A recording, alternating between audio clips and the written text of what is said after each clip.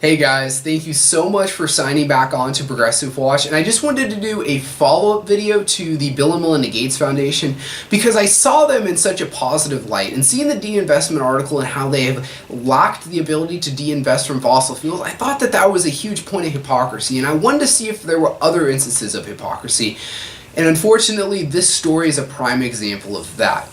So food activists shined light on a secret meeting that occurred between the Bill and Melinda Gates Foundation and USAID. And they said that the meeting was held in London on Monday with representatives of the biotechnology industry to discuss how to privatize the seed and agricultural markets in Africa.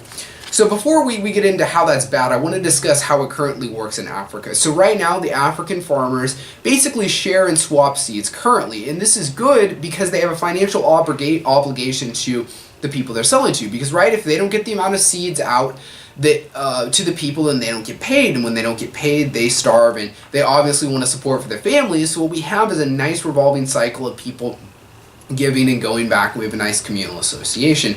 In addition, the crops coming from the current markets are more sustainable because you're spraying less pesticides and you're introducing less harmful, evasive crops into the atmosphere, into the area, which destroys the biodiversity and could hinder long term if we can't create a mutation.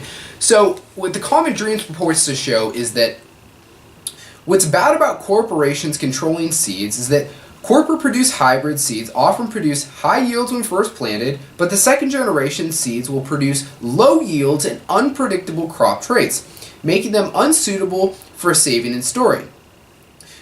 So on two lenses we can look at this in the negative. One end is that they're dependent on the corporations. The corporations can now create artificial shortages so that they can raise the prices, or they can lower it so that they have an abundance. Basically, the farmers don't have any ability. They're basically being colonized, if you will, and can look at it, by these large corporations. In addition, the issue is that these seeds are so evasive in the area and that you have to spray so many pesticides that you can have basically the whole destruction of the environment if you keep spraying it there, because you can have a runoff and you can have a loss of biodiversity that over the long term is bad, because less biodiversity means less of a chance of mutation that is essential for adapting to new environments. And as we already know, climate change is a huge issue, and we're going to see a changing environment regardless. So if you're not able to adapt to this, you could see the destruction of whole environmental markets. And I think it's most key to note here that in the discussion, and I quote, Phil Barano, I feel very apologize if I'm butchering his name, the food sovereignty campaigner from Agaro Watch, and a professor at the University of Washington, he adds that this is an extension of what the Gates Foundation has been doing for several years, in fact, working with the U.S. government and agribusiness giants like Monsanto to corporatize Africa's genetic riches for the benefits of outsiders. So this is really peculiar, because this is shining light on something that is known as the colonization of Africa, and this was a scramble of Africa that started in 1889.